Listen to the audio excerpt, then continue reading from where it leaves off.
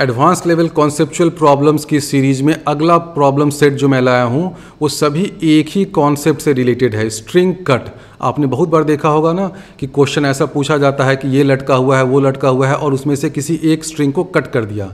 तो कट करने के जस्ट बाद कैसा मोशन हो रहा है, किसी दूसरे स्ट्रिंग में कितना टेंशन है, तो उसी कॉन्सेप्ट से रिलेटेड मैं अभी 4-5 प्रॉब्लम्स आपको पूछने वाला हूं। पहला क्वेश्चन है, a system composed of 4 identical balls, ये सारे बॉल्स हैं, connected by 4 identical springs is hanging from ceiling as shown in the figure. The string connecting system to ceiling is cut. ये वाला जो स्ट्रिंग है ना, इसको आपने यहां से कट कर दिया। फिर आपसे पूछा गया है कि find the acceleration of each mass. ये जो 4 मास है सबका एक्सेलरेशन क्या होगा just after string is cut. दूसरा प्रॉब्लम है, a particle of mass m is suspended from 2 points in the same horizontal line by 2 strings of equal length. ये particle of mass m है, ये 2 string है जिससे आपने इसको सस्पेंड कर रखा है हॉरिजॉन्टल लाइन से। The strings make theta angle with vertical. One of the string is suddenly cut. किसी एक स्ट्रिंग को आप कट कर देते हैं, मान लीजिए कि इसको आपने कट कर दिया, तो फिर पूछा है कि find the tension in other string just after cut. तीसरा प्रॉब्लम है, a heavy uniform rod is suspended from a point by 2 strings of same length as the rod attached to its and.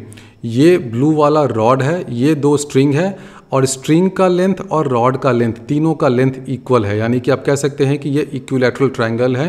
इस rod को आपने इस 2 string के सहारे लटका रखा है। If one string is cut, find the tension in the other string and initial angular acceleration of the rod just after cut. और इस सीरीज का 4th, लास्ट और रिलेटिवली डिफिकल्ट प्रॉब्लम ये वाला है।